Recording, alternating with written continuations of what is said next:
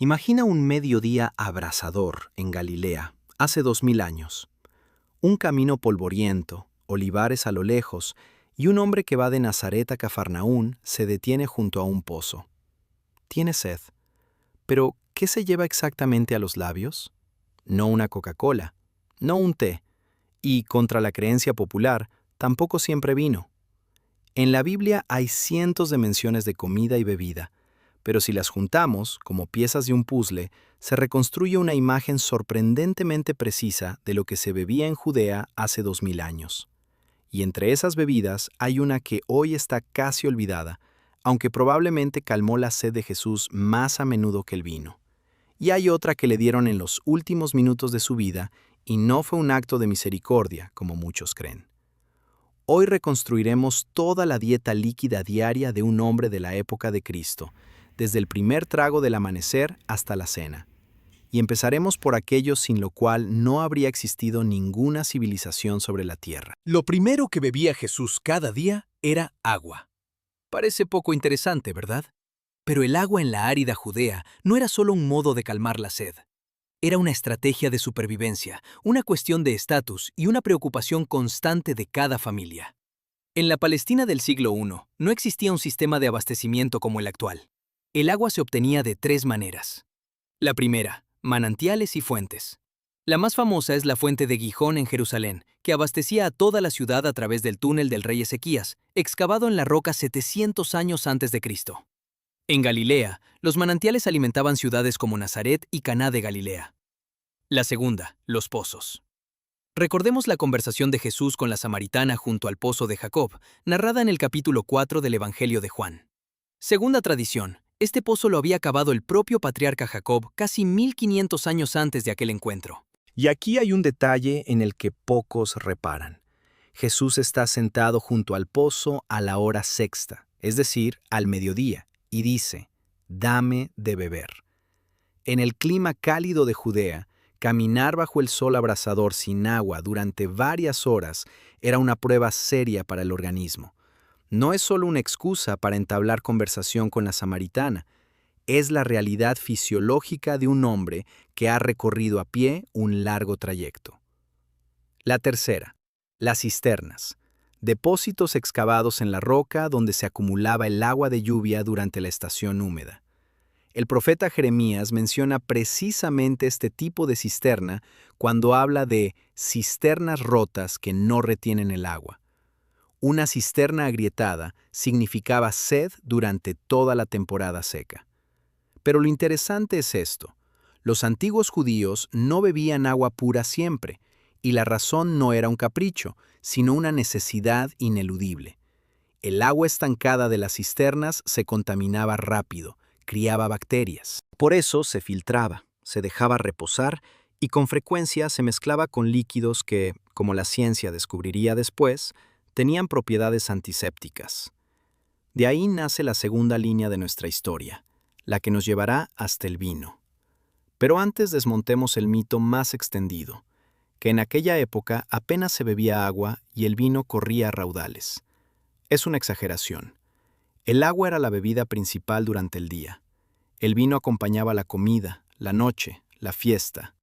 Era relativamente caro y no calmaba la sed con la misma eficacia que el agua. Así que la mayor parte del líquido que Jesús consumía en sus viajes era, sencillamente, agua, de pozos, de manantiales y de los odres que los discípulos llevaban consigo. Y ahora, a la bebida en torno a la cual se ha construido, probablemente, la mayor cantidad de imágenes bíblicas y que se convirtió en el símbolo central de su ministerio. Cuando oímos la palabra vino en relación con la Biblia, nos viene enseguida a la mente la escena del milagro en Caná de Galilea, el agua convertida en vino durante una boda. Es el primer milagro de Jesús, narrado en el Evangelio de Juan, y ligó para siempre su figura al vino. Pero para entender qué bebía realmente Jesús, hay que olvidarse de la botella de Cabernet moderna del supermercado. El vino en la antigua Judea era un producto radicalmente distinto, tanto en graduación como en la forma de consumirlo. Empecemos por la graduación. La viticultura en Canaán tenía una historia milenaria. Los arqueólogos encuentran prensas de vino y depósitos de almacenamiento que se remontan a la Edad del Bronce. Tras la vendimia, los racimos se pisaban en lagares tallados en la roca, los mismos que se mencionan en las parábolas de Cristo. Un punto clave: el vino obtenido era espeso, bastante fuerte según los estándares naturales, pero casi nunca se bebía puro. Existía una norma cultural estricta. El vino se diluía con agua, y la proporción podía llegar a 1 parte de vino por 3 o incluso 5 de agua. ¿Por qué? En primer lugar, el vino diluido era menos embriagador y resultaba adecuado para el consumo diario sin causar ebriedad. Beber vino sin diluir se consideraba, entre griegos y judíos, un signo de barbarie. En segundo lugar, y esto era aún más importante en la práctica, el vino añadido al agua la hacía más segura. El ambiente ácido inhibía la proliferación de microorganismos nocivos. Es decir, el vino diluido no era tanto una bebida alcohólica en el sentido moderno, sino un método para desinfectar el agua potable y hacerla más agradable al paladar. Por eso el apóstol Pablo, en su primera carta a Timoteo, le aconseja: no bebas ya solo agua, sino usa de un poco de vino por causa de tu estómago y de tus frecuentes enfermedades. No habla de banquetes, sino de salud, de las propiedades antisépticas del vino añadido al agua que bebía Timoteo. Volvamos al milagro de Caná. El Evangelio de Juan precisa un detalle importante. Allí había 6 tinajas de piedra, con una capacidad, según distintos cálculos, de entre 80 y 120 litros cada una, destinadas a las purificaciones de los judíos, es decir, al lavado ritual de manos antes de comer, una costumbre que también conviene recordar. La higiene de las manos antes de la comida no era solo un hábito cotidiano, sino un precepto religioso. Jesús ordena llenar estas tinajas de agua, y ésta se convierte en vino. El maestresala, al probarlo, se sorprende. Todo hombre sirve primero el buen vino, y cuando ya han bebido mucho, entonces el inferior. Mas tú has reservado el buen vino hasta ahora. Esta frase por sí sola demuestra lo bien que los invitados a una boda entendían de calidad de vino y de la propia costumbre de servirlo. Primero el mejor, para los invitados sobrios, capaces de apreciar el sabor, después el más sencillo, cuando la diferencia ya no se notaba tanto. Y ahora recordemos la parábola de Jesús sobre los odres viejos y nuevos. Ni echan vino nuevo en odres viejos. De otra manera, los odres se rompen, y el vino se derrama, y los odres se pierden. No es una metáfora abstracta, es una descripción exacta del proceso de fermentación. El vino joven, todavía en fermentación, libera dióxido de carbono, que estira y termina rompiendo los odres viejos, ya endurecidos y sin elasticidad. El vino nuevo necesitaba odres nuevos y flexibles, capaces de estirarse bajo la presión del gas. Jesús hablaba en un lenguaje perfectamente comprensible para cualquier agricultor de su audiencia. No se limitaba a ilustrar una idea espiritual, se apoyaba en una tecnología vinícola cotidiana y conocida por todos. Y aquí llegamos a una pregunta interesante. ¿Bebía el propio Jesús vino? La respuesta es inequívoca: sí. En el Evangelio de Mateo se contrapone abiertamente a Juan el Bautista. Vino Juan, que ni comía ni bebía, y dicen: demonio tiene. Vino el Hijo del Hombre, que come y bebe, y dicen: he aquí un hombre comilón y bebedor de vino, amigo de publicanos y de pecadores. El propio Jesús reconoce que su estilo de vida, a diferencia del ascetismo de Juan, incluía comidas normales con vino, compartidas con toda clase de personas, incluidas aquellas a las que la élite religiosa consideraba pecadoras. Pero hubo también en la vida de Jesús un momento en que rechazó conscientemente el vino, y esa es ya otra página de nuestra historia, mucho más sombría. Volveremos al vino más adelante, en el momento más dramático del relato. Por ahora, pasemos de los viñedos a los pastos, porque la siguiente bebida era igual de importante en la mesa cotidiana de una familia judía. Si el agua calmaba la sed y el vino acompañaba la comida, la leche era símbolo de abundancia y saciedad. No en vano, la propia tierra prometida se describe en la Biblia como una tierra que mana leche y miel. En el hogar de una familia judía del siglo I, las principales fuentes de leche eran las cabras y las ovejas. Son animales resistentes, pastan en terrenos montañosos escasos y necesitan menos agua que el ganado vacuno. Pero hay que entender algo importante. La leche fresca, en un clima cálido, se estropea en cuestión de horas. No había frigoríficos ni pasteurización. Por eso la leche pura se bebía justo después del ordeño, normalmente por la mañana, y todo lo que no se consumía enseguida se transformaba.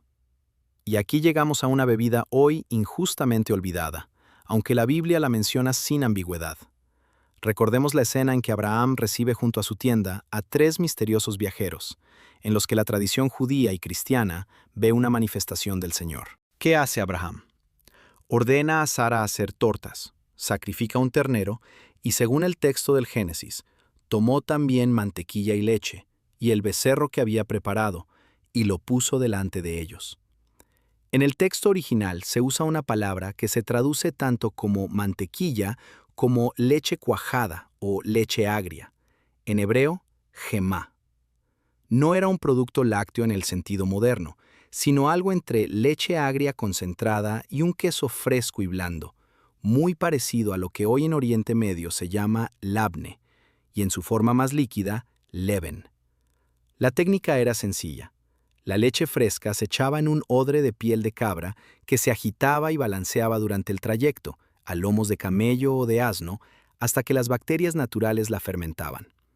El resultado era una bebida que se conservaba mucho más tiempo que la leche fresca, calmaba muy bien la sed en el calor y era mucho más digestiva, ya que buena parte de la lactosa se descomponía durante la fermentación. Es muy probable que esta bebida láctea fermentada formara parte de la dieta cotidiana de Jesús y de sus discípulos, sobre todo en los viajes.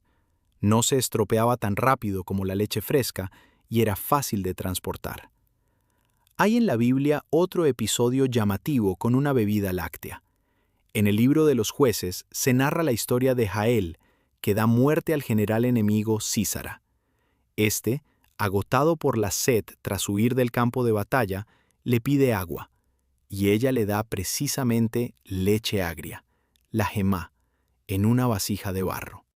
Este episodio es una prueba directa de que la leche fermentada era una bebida tan habitual para un caminante que se le ofrecía en lugar de agua, sin que aquello se considerase nada extraordinario. Y ahora traslademos a la escena más tensa de toda la historia, la bebida que Jesús probó en las últimas horas de su vida terrenal, y que no es, en absoluto, lo que normalmente se imagina. Seguro que has oído o leído que los soldados romanos, burlándose de Jesús crucificado, le ofrecieron vinagre como un acto de crueldad especial, un intento de causarle un sufrimiento adicional con un líquido amargo y podrido. Pero la realidad es mucho más prosaica y, bien mirada, mucho más interesante. Lo que en las traducciones al castellano suena como vinagre, en el griego original se designa con la palabra oxos, y no se trata tanto de un vino agriado en nuestro sentido, sino de una bebida propia y muy conocida del ejército romano, llamada posca. La posca era agua mezclada con vino barato y agrio o con vinagre de vino. Era la bebida reglamentaria del legionario romano, barata, muy eficaz para calmar la sed y con las mismas propiedades antisépticas de las que ya hemos hablado. Cada soldado apostado bajo el sol abrasador de Judea llevaba consigo una cantimplora de posca, parte habitual de su ración. Recordemos ahora con más atención el texto evangélico. En el Evangelio de Juan se dice: «Y estaba allí una vasija llena de vinagre. Entonces ellos empaparon en vinagre una esponja y la pusieron en un hisopo y se la acercaron a la boca». No es un acto aislado de burla. Es la reacción estándar de un centinela al que le piden de beber y que le da lo que tiene a mano, su propia cantimplora de posca, la misma bebida que él consumía mientras montaba guardia junto a la cruz. Hay, sin embargo, otro episodio que conviene no confundir con este. Antes de la crucifixión, según el Evangelio de Mateo, a Jesús le ofrecieron vinagre mezclado con hiel y, después de haberlo probado, no quiso beberlo. Esta bebida tenía una finalidad muy distinta. En numerosas fuentes de la antigüedad se menciona la costumbre de ofrecer a los condenados a muerte un vino con aditivos amargos y narcotizantes, una especie de analgésico primitivo. Jesús, tras probarlo, lo rechazó, aparentemente con la voluntad de afrontar la muerte plenamente consciente. Es decir, se trata de dos momentos distintos. La bebida amarga y narcotizante que se le ofreció antes de la crucifixión y que Cristo rechazó, y la posca ordinaria del soldado que se le acercó ya en la cruz, cuando Jesús dijo, «Tengo sed». En este último episodio no hay tanto crueldad como una reacción cotidiana de un centinela ante una petición de agua. La última bebida en la vida terrenal de Jesús no fue un acto de tortura especial, sino la bebida más corriente de un simple soldado romano, la misma que consumían miles de legionarios en todo el imperio. Alejémonos ahora de los episodios más dramáticos y fijémonos en bebidas menos conocidas, pero no menos interesantes, que completaban la mesa cotidiana en Tierra Santa y de las que la Biblia habla con más brevedad, aunque suficiente para reconstruir el cuadro. Tierra que emana leche y miel. Así se describe Canaán en el libro del Éxodo. Y no es solo una imagen poética. En la mayoría de los casos, la palabra miel en el Antiguo Testamento designaba un jarabe espeso obtenido al reducir el jugo de los dátiles o de las uvas, lo que en árabe todavía hoy se llama dibs. Ese jarabe se diluía en agua, dando lugar a una bebida dulce y nutritiva, al alcance también de las familias más modestas, ya que las palmeras datileras crecían en abundancia en el Valle del Jordán y en la región de Jericó, ciudad a la que en la antigüedad se llamaba precisamente la ciudad de las palmeras. Otra bebida es el zumo de granada. La granada es uno de los 7 frutos de la tierra prometida enumerados en el Deuteronomio. Los granados crecían por toda Judea y Galilea, y su zumo se consumía tanto solo como base para un vino de granada más ligero. Vale la pena mencionar también el agua con miel natural disuelta en agua. En el Evangelio de Marcos hay un detalle curioso. El Jesús resucitado, para demostrar a sus discípulos que no es un fantasma, come delante de ellos pescado asado y, según algunos manuscritos antiguos, un panal de miel, una golosina habitual de la época. Y por último, una bebida que en la tradición judía no era solo alimento, sino un acto ritual. Las 4 copas de vino del Seder de Pascua, la comida ritual en memoria del éxodo de Egipto. Fue precisamente durante esa comida, la última cena, cuando Jesús tomó una copa de vino y pronunció las palabras que se convertirían en el centro de toda la liturgia cristiana. Esto es mi sangre del nuevo pacto, que por muchos es derramada. Cada una de las 4 copas simbolizaba una etapa concreta de la liberación del pueblo de Israel. Así, el vino, esa misma bebida diluida en agua, cotidiana y sencilla, se transformó en una sola noche en el símbolo central de toda la tradición cristiana. Ahora, reuniendo todas las piezas de este puzzle, tratemos de imaginar un día típico de un predicador itinerante en la Judea del siglo I, desde el punto de vista de lo que bebía. La mañana empezaba con leche fresca, si la había a mano, o con agua de un manantial o pozo cercano al lugar donde los viajeros habían pasado la noche. Durante el día, en el camino y bajo el calor, la forma principal de calmar la sed era el agua de los odres o de los pozos del trayecto, como en la historia de la samaritana. Si el agua ya no estaba fresca, podía añadírsele algo de vino o de posca. Por la noche, durante la comida principal del día, en la mesa aparecía el vino diluido, como elemento de fiesta y hospitalidad, ya que la comida compartida, en la cultura de la época, era un acto de unión y, en ocasiones, de perdón. Recordemos con cuánta frecuencia se reprochaba a Jesús comer y beber con publicanos y pecadores. Al vino se añadía leche cuajada o queso, si la economía lo permitía, y zumo de granada o jarabe de dátiles diluido. Y por supuesto, en los viajes, a los que Jesús dedicó la mayor parte de su ministerio, la bebida más importante seguía siendo la leche cuajada en el odre, ese mismo levain que no se estropeaba con el calor. Y esa es toda la variedad de bebidas que la Biblia asocia con la vida cotidiana de Jesús. Agua, vino de uva diluido, leche fermentada, posca de los soldados romanos, zumo de granada, jarabe de dátiles y agua con miel. Ni café, ni té, ni nada parecido a las bebidas modernas aparece en esta lista, porque esas culturas llegaron al Mediterráneo mucho más tarde. Pero lo que existió compone una imagen sorprendentemente coherente y fiel de la vida cotidiana de un hombre que vivió hace 2000 años, en la frontera entre el desierto y la tierra fértil.